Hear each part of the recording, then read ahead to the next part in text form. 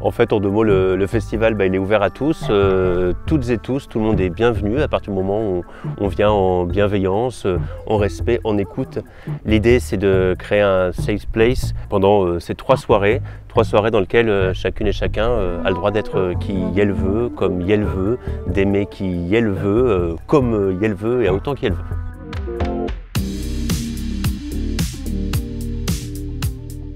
Alors l'édition de cette année, elle va se passer vraiment sur ces trois soirées. Ça va de la conférence autour du genre, puis après il y a des jeux participatifs, des quiz dansés. On va passer par du bal avant de finir par un énorme cabaret queer avec des dragues, mais également de la chanson, du live.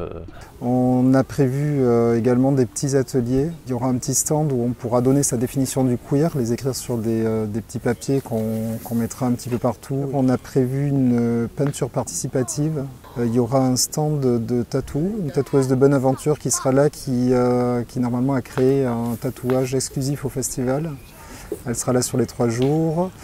On aura un stand de salle et puis il y aura SOS Homophobie qui sera là également. Il y a des drag queens de la région, de Poitiers, de La Rochelle, de Bordeaux. Quelques stars parisiennes comme Alice Psycho, Ellipse qui a fait la première saison de Drag Race. On a aussi la grande, l'inimitable Yvette Leclerc. Et même Madame Wasabi qui vient directement du Japon. Totalement international cette année.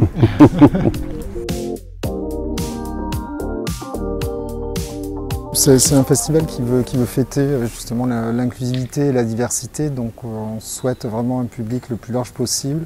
C'est pas un public vraiment ciblé, on ne cherche pas un public queer en particulier. Voilà, on veut toucher peut-être les gens qui ne connaissent pas le queer, les inviter à découvrir justement ce milieu-là et en faire partie quelque part. Voilà.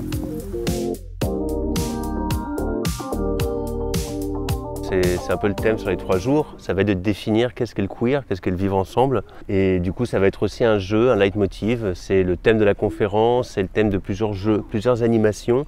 Car par principe et par définition, le queer, c'est une communauté qui désire ne pas se définir, qui va aller à l'inverse des codes.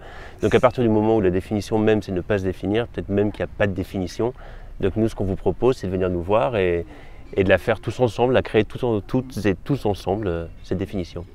Moi je sais que j'aime bien le mot queer parce qu'il est un peu flou, il peut regrouper plein de choses, c'est pas forcément attaché à un type de sexualité, on peut être un homme blanc, hétéro, cisgenre et puis être queer. C'est vraiment une démarche queer, c'est ce qui est un peu à part, ce qui est un peu décalé. C'est être hors de la norme imposée. Venir au Festival Queer Code, en fait, c'est définir, rencontrer le queer, se rencontrer, s'éduquer, partager. C'est ouvert à toutes et tous sans limite d'âge. En fait, il n'y a aucun spectacle choquant. On nous pose souvent la question. Donc les enfants sont tout à fait bienvenus. Il n'y a pas de nudité, il n'y a pas de pornographie ou je ne sais quoi.